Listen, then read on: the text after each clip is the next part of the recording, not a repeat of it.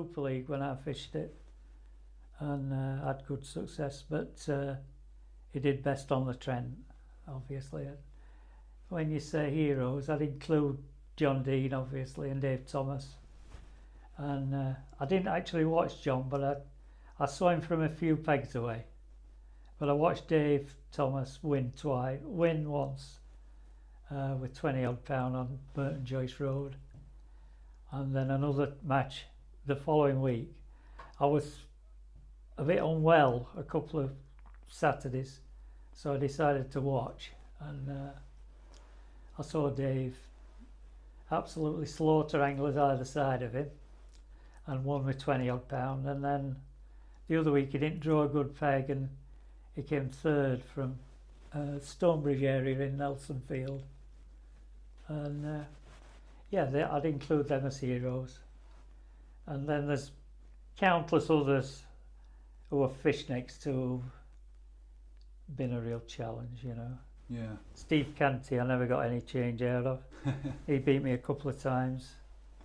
And others, you know, I've sort of had a good run. People like Keith Hobson I've fished against a lot, and we've sort of shared honours. I'd say it's something like 4-4, 8 times thrown next to each other.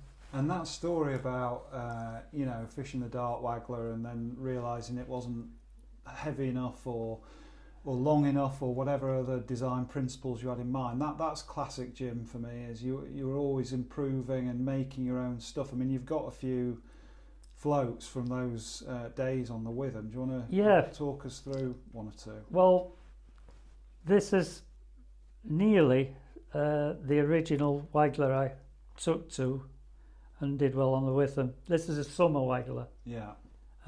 In winter I used a peacock insert because you had to drag line on the deck.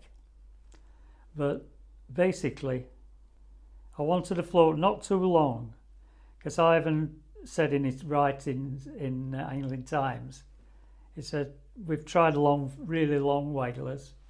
He says, but after all our experiments, we've settled on a float 10 to 12 inches for fishing fenland rivers. And so this is about 10.5 inches. The body's changed. It's a very similar cork body. Just hold it up to the camera, Jim. Yeah. It's a fascinating design. It's got a sort of cork body at the bottom with a bit of lead wire either side, is it? The one I settled on, to not make it too long, it's got a cork body, a small cork body. Then it's like an insert of peacock, and the important bit on any float for me, on any waggler, is a cane insert, because you get a good movement on the bite, especially when it's a lifted bite, when the fish lifts your shots. Is that to do with density of the material? Well, yeah, it's thin diameter. Yeah. You could do it in peacock, but it wouldn't be as strong, for one thing. And this float, I mean, it's obviously 40 years old. But so I think the cane is important, and I value that, although these days it's a float like this, which is a Hungarian Creluso float, and it's a similar thing, but it's in carbon. And they're adjustable, are they? Some of those are adjustable. Yeah, some are adjustable. Different tips, different. Yeah, this is a bit bigger one. Different lengths. I use those sometimes. I'd use a yellow top like this now, or sometimes slimmer. Yeah. And the carbon, which is doing what I used to do with the cane. So I don't think I was far off with my thinking. These Hungarian floats I quite like and use. But at the time, obviously, if I'd used that black cane as it is there now with that red cane tip, yeah, I wouldn't see it very well if I'm casting like 25 yards. In certain lights, I'd hardly see it. So I put a sight bob on, and this original one, it's just cotton whipped on and then painted over, sealed with some varnish and then painted over white, then red. So you get it exactly the right size. Yeah, so I can see that, for you, yeah.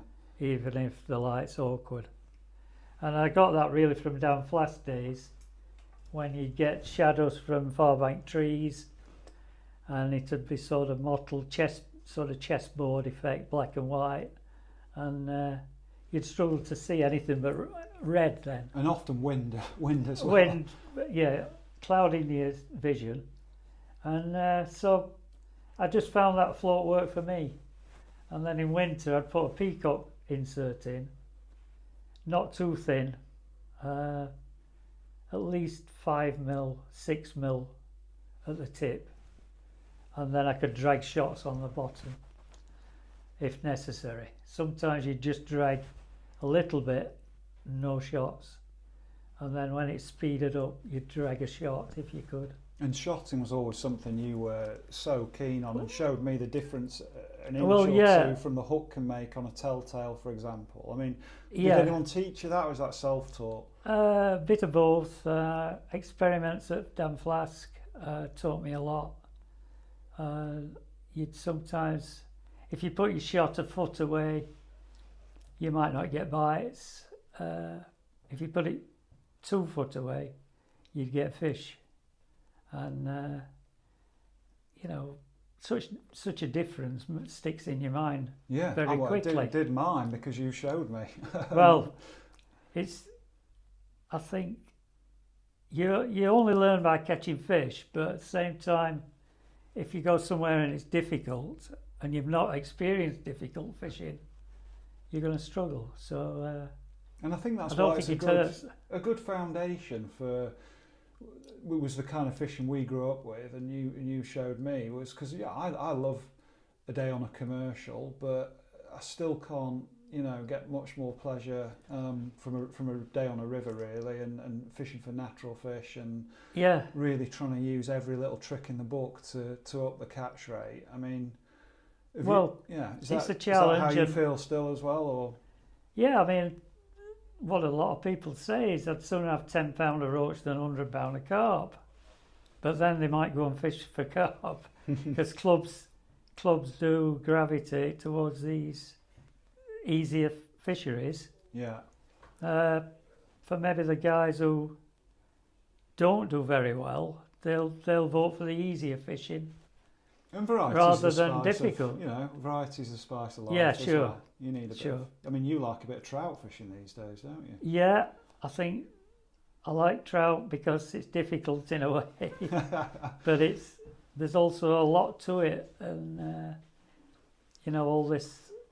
Every time I look at YouTube, there's a different fly being tied by some expert, and it's just endless variety. And fly fishing. That echoes your match days, really, because it's about tinkering and making things, changing designs, improving stuff, and then going out to try and catch difficult fish. Well, yeah. You're a masochist. And I think, you could say, and some days, you'll be right.